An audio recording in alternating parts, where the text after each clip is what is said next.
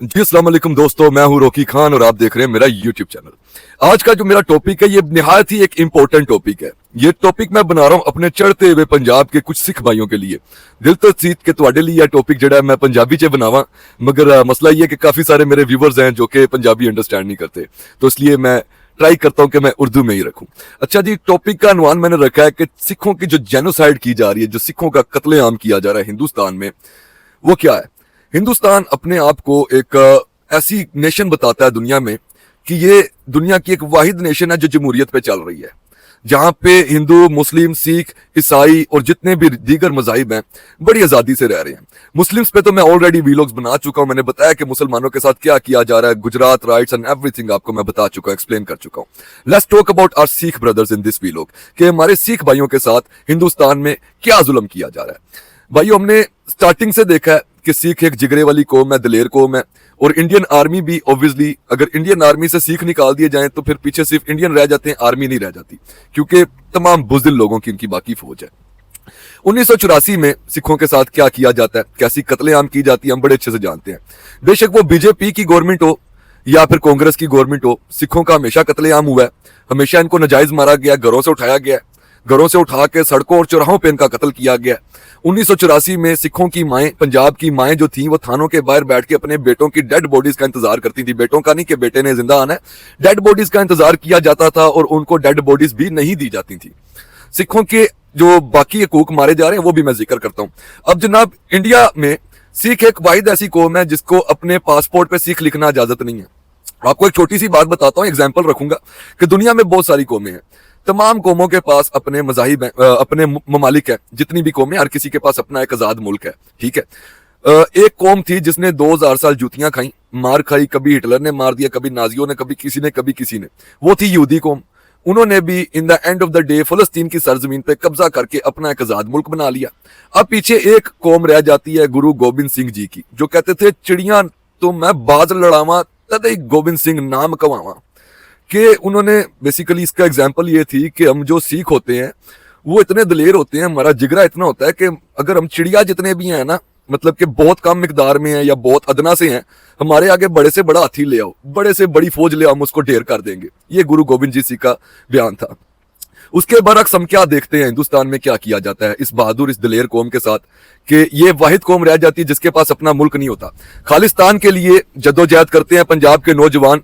एक रिपोर्ट के तहत अराउंड 50,000 नौजवान जो हैं पंजाब के सिर्फ खालिस्तान राइट्स में कत्ल कर दिए गए, और मिसिंग पता नहीं कितने, अनगिनत मिसिंग है। सिर्फ जो कत्ल किए हैं वो 50,000 के करीब है।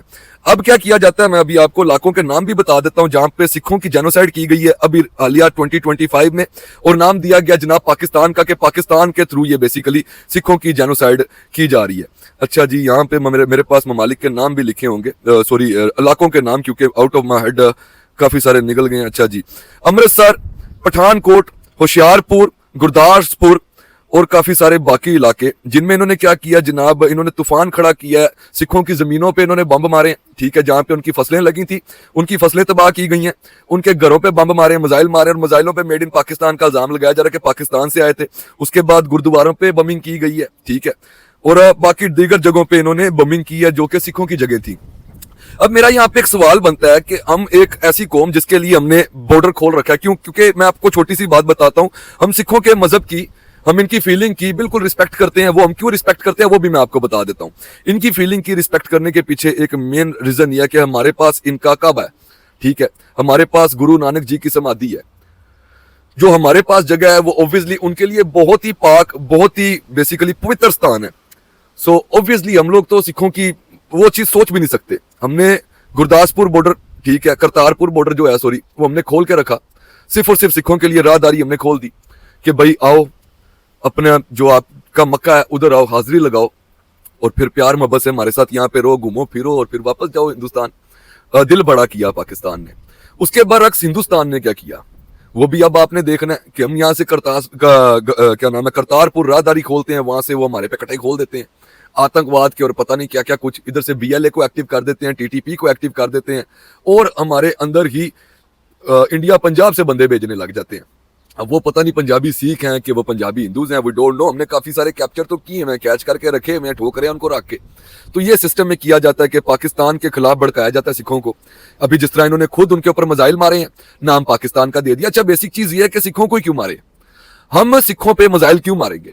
हम पंजाब पे मिसाइल क्यों मारेंगे, जबकि हम उसको हिंदुस्तान का टुकड़ा ही नहीं समझते? हम तो उसको खालिस्तान कहते हैं। हम तो मानते ही नहीं है कि भाई पंजाब हिंदुस्तान का टुकड़ा है, तो हम पंजाब पे मिसाइल क्यों मारेंगे? हमने मिसाइल मारनी, हम इनकी आर्मी पे मारेंगे। हम मुंबई पे मारेंगे, हम दिल्ली में जाके मार देंगे। पंजाब में कहीं मारना है ना तो दिल्ली पे मार देंगे जाके मिसाइल। हम क्यों किसी गुरुद्वारे को टारगेट करें? हम क्यों किसी सिख, किसी गरीब किसान की जमीन को टारगेट करेंगे? हम क्यों किसी पंजाबी के घर पे मिसाइल मारेंगे? अगर हमने घर पे मिसाइल मारना है, यो तो हम मोदी के घर पे मारेंगे। ये बेसिकली एक बेवकूफ बनाने का एक तरीका हिंदुस्तान ने ढूंढ लिया हुआ है। हिंदुस्तान का ना बेसिकली इनकी तौहीन है, इनको हिंदू शैतान को, ताकि इन पे सूट करे। ये हिंदू शैतान ने एक बेवकूफ बनाने का तरीका ढूंढ लिया हुआ है, क्योंकि पता है क्या, हमारे जो सिख भाई हैं ये बड़े खालिस और मुखलिस लोग हैं। बेवकूफ नहीं कहा जा सकता, बेवकूफ तो ये हिंदू शैतानी इनको कहते हैं। ये निहायत ही खालिस और मुखलिस कौम है, जज्बात से भरी हुई कौम है। तो काफी सारे हमारे जो सिख भाई हैं उनको भड़काना इनके लिए मुश्किल काम नहीं, क्योंकि जानते हैं खालिस लोग हैं, खालसे पे चलने वाले हैं, मुखलिस लोग हैं। इनको हम बैठा के भड़काएंगे, भड़क जाएंगे। क्योंकि काफी सारी मेरे सामने वीडियोस भी आ रही है, मगर मैं खराज तहसीन पेश करता हूं उन सिख बरादरान को जो कि ओवरसीज हैं, स्पेशली कनाडा में, अमेरिका में, इंग्लैंड में, जो आवाज उठाते हैं अपनी आजादी के लिए। देखें, आजादी किसी भी बंदे को प्लेट में रख के नहीं मिलती। कायद आज़म मोहम्मद अली जिन्ना ने जब हमें आजादी दिलवाई थी हिंदू शैतानियों से, हमें प्लेट में रख के आजादी नहीं मिली थी। हमारी बहुत सारी जानें गई थी, और उस टाइम पे चढ़दे पंजाब की भी बहुत सारी जानें गई थी। मगर आपने जंग लड़ी हिंदू शैतानियों की आजादी की, और हमने जंग लड़ी अपनी कौम की आजादी की। जो हमने अपनी कौम की आजादी की जंग लड़ी थी, वो 2025 में पूरी दुनिया ने देख लिया कि पाकिस्तान बिल्कुल आजाद मुल्क है। पाकिस्तान पे मैली नजर उठाने वालों की हम क्या हालत करते हैं, दुनिया ने देखा। हमने हिंदू शैतानियों को घर में घुस के ठोका, इनकी 26 जगहों को टारगेट किया, इनके हमने जहाज गिराए हैं 6-6, इनकी हमने टैंक उड़ा दिए, इनकी हमने वो हालत की है, वो हालत की है, वो हालत की है कि अगला हमला करने से पहले लाख बार सोचेंगे। और इसी तरह मैं उम्मीद करता हूं कि जितनी भी जिगरे वाली कौमें, स्पेशली सिख कौम, बहुत जिगरा आप लोगों में, अपनी आजादी की जंग लड़ो। सिख बटालियट जो है, जिसको पंजाब बटालियट भी कहा जाता है हिंदुस्तानी फौज में, उनके साथ क्या किया जा रहा है ये आपके सामने है। कल एक जो आपका एयर चीफ था, उसके साथ क्या किया गया, हिंदुओं ने मिलकर उसको पीट दिया कि तू सिख है, तू तो सिख है, ये तो हमारा हिंदू देश है एक, तू कौन होता है? तो जो कुछ ये लोग कर रहे हैं आपके साथ, वो हमारे सामने है। हमें ब्लैक एंड व्हाइट नजर आ रहा है। अगर हमें ब्लैक एंड व्हाइट नजर आ रहा है तो आपको कलरफुल नजर आना चाहिए, क्योंकि आप इस कौम के अंदर बड़े अरसे से बैठे हुए हैं। सो सिर्फ और सिर्फ सिखों से ये कहना चाहूंगा वीडियो के एंड में कि भाइयों, हम आपके साथ हैं। हम आपके साथ हर मुश्किल वक्त में बिल्कुल इट की तरह खड़े होंगे। जिस तरह इट वांग खलो जाना, असी तुहाडे नाल इट दे यार खलोवांगे, इट वांग। जैसे काफी सरदारों ने मुझसे पूछा कि पाजी खालिस्तान बनन च मदद करोगे, ते पाजी रब भी ओंदी मदद करदा है जेड़ा अपनी मदद आप करदा है। तुसी अपनी मदद आप करो तो तुहाडे नाल पाकिस्तान खलो जाएगा, मगर आपको पहले अपने हक के लिए खड़ा होना पड़ेगा। जब तक आप अपने हक के लिए खड़े नहीं होते, पाकिस्तान से आप उम्मीद नहीं रख सकते कि पाकिस्तान आपके साथ जाके आपके हक के लिए आपकी जंग लड़ेगा। होप आप लोग अंडरस्टैंड करें। पाकिस्तान जिंदाबाद, खालिस्तान जिंदाबाद।